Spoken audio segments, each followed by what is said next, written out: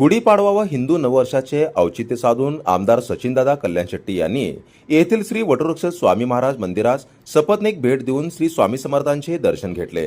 या प्रसंगी मंदिर समितीच्या वतीने समितीचे चेअरमन महेश इंगळे यांनी आमदार सचिनदादा कल्याण शेट्टी व त्यांच्या सुविद्य पत्नी शांभवी कल्याण शेट्टी यांचा श्री स्वामी समर्थांचे कृपावस्त्र प्रसाद देऊन यथोचित सन्मान केला।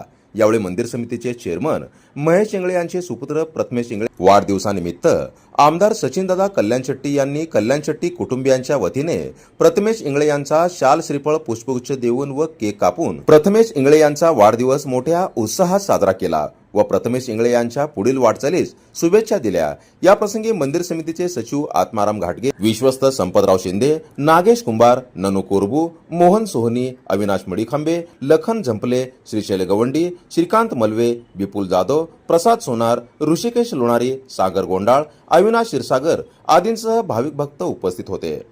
तर अशाच नवनवीन घडामोडी पाहण्यासाठी जनता संघर्ष न्यूज चॅनलला लाईक करा, शेअर करा आणि सबस्क्राइब करायला विसरू नका।